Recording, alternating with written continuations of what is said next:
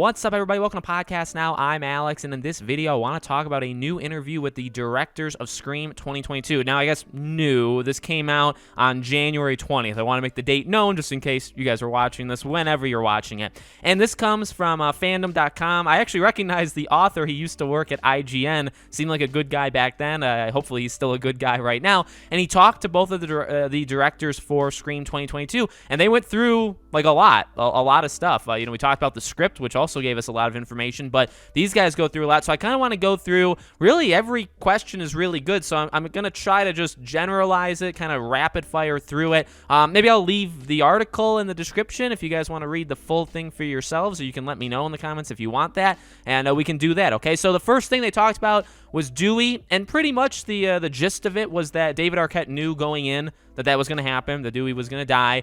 They knew going in, like that was the two big things of this movie that they said, like the big swings, were Billy coming back and Dewey being killed off. Those were the two big things that they knew right from the beginning, and everything kind of, well, specifically Dewey, they said really a lot of things revolved around that he really drove the second half of the movie. David Arquette was happy, or he wasn't happy with it. I mean, he understood, and he went along with it, but obviously he was disappointed as well, and that's pretty much what we got out of that one. They talked about the toxic fandom things. I'll keep this very minimal because I think people still have very strong opinions one way or the other. The thing I at least take from it in a good way is they're fully aware that they are kind of also part of it because they're literally fans making this movie, which is like their childhood, and they love it so much, and so they are fans making it. So they understand that while they're talking about other franchises, they are also talking about themselves, and they are part of, they're part of that, so they know they're not kind of excluded. The rest of the stuff, again, maybe you can read for yourself if you want to. They talked about Rian Johnson, that was obviously a thing they wanted to do. They wanted to get him in the movie, like have some sort of almost like a sizzle reel where they'd be doing like a promotion for his movie, and he'd be like talk. So we'd hear him talk. We'd even see him, and they just couldn't make it work because he was working on Knives Out 2. They talk about Sam going crazy at the end, and this one was really interesting to me too, because they actually talk about how they view it as she kind of accepts that Billy is a part of her, and Billy is still going to be a part of her. So it's in a way what I was saying, because I said a couple different things in terms of how I interpreted it and how they could go further with Sam as a character and even go down kind of like that dark side. And I got some of it right, and some of it I don't really think they maybe will go for, because, yeah, Billy is still a part of her. He's always going to be with her. I really think that immediately kind of gets him back into the sequel, and she can still, I think, struggle with that idea. It's just, I think she, and the way they say it too, she has a better control over it. She has better control over herself, and she has a better control, I guess, or understanding that he's a part of her, and there's really no going back from that. There's no, I guess, solving it or moving past that. She just kind of has to accept it. They talked about getting Skeet back, which was very, obviously exciting for them, and he was great. He actually got to go inside the house. He was crying when he was like walking through the kitchen because of the memories. That was really, that was nice. I'm glad they said that out loud. Then they talked about Kirby, and oh boy. So what we got from Kirby, I think, was pretty interesting. Basically, they confirmed that they were thinking about doing other things. They talked to Hayden Panettiere, like herself. They literally say, we had originally had a conversation with Hayden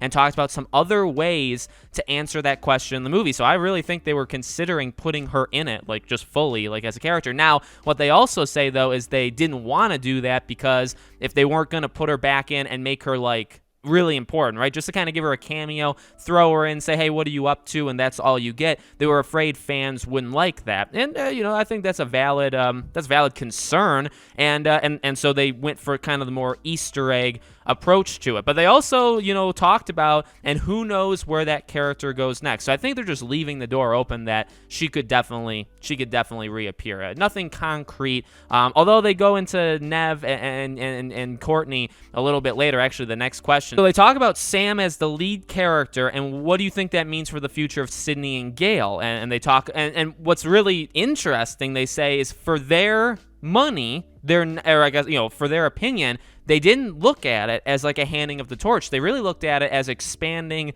the family, like with them as the mains, but now they're welcoming in other people as the mains. And they also say that they would definitely we would love to be able to work with Nev and Courtney again. They were truly fantastic. They said, so to be decided, but I sure hope they're going to be in it if there's an it to be in. So basically what they're saying is if there's a Scream 6, we want them back. We actually have the reverse of this. We have Neve Campbell saying she believes there'll be another movie and she's up for it. So we really have both. We have the directors wanting them back as long as there's a movie. We have Neve very confident there will be another movie. And we have Neve saying, I'll be in it if there is one. You know, I'm willing to go back. So I really think that kind of checks all the boxes, and that makes me a very excited person. And also actually makes me excited that they're not going to just be throwaway cameos. I know some people want that. I know some people just want them maybe to just appear, say hi, but let them live their lives. I get it. You know, I think you can never really kill Sydney. I think that's kind of off the table with a husband and kids,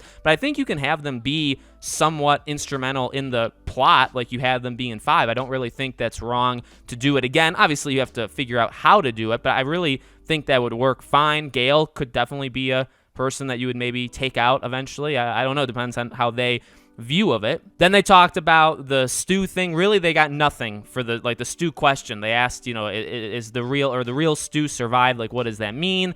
And they really don't answer it at all. But then they go into cameos. So what they end up actually saying is a lot of these, you know, Drew Barrymore was actually the principal at the high school. We had Matthew Lillard. He was in the movie. He was one of the friends. Well, he wasn't in it, like physically. He was a voice of one of the friends. Even Jamie Kennedy was a voice at the part. They say he's the guy who said someone's goofy ass dad is kicking us out. And a lot of people also did the whole For West thing. Henry Winkler actually is one of them too. Adam Brody. So several people were part of the For West thing that you didn't see them on screen, right? I think Chad is the main one who's like holding up the drink saying it, but everybody else said it as well. They also talk about Chad and Mindy. It was always in their plans to keep Mindy. It wasn't always in their plans to keep Chad. Chad in the original draft did die, but they brought him back because they just liked him so much. They did talk about who killed who, and I guess to really simplify it, I think I'm pretty much right on all of them. What they pretty much admit is, number one, they don't know for sure because it's more of like the writing team that would know for sure, Guy and Jamie, but also they believe Amber did most of the work, which is actually what I said, and they said the only kills that they think are up for debate, or I guess even attacked, is Tara in the beginning. They do think it could have been both, but they're not sure. And then in their mind, both Amber and Richie were the ones to kill Judy and Wes. So they don't give a definitive. They just say that's their own opinion. That's what they think. So that's pretty darn cool. They talk about how the plan was always going to be. So this is like where internet rumors are, you know, they're obviously cool, but they're also extremely lame because they're just all made up. They knew. I mean, they literally told Jack Quaid and Mickey Madison, right? These were the Amber and Richie. They just told them, like pretty much right at the beginning of production, or they say that was at production, right? They told them that they are the killers so that they would kind of know the weight of the franchise that was going to be on them once they had to flip the switch and be insane. So they knew right from the beginning, to the point where Jack Quaid was calling them asking if it was changed because he was asking if I'm still the killer,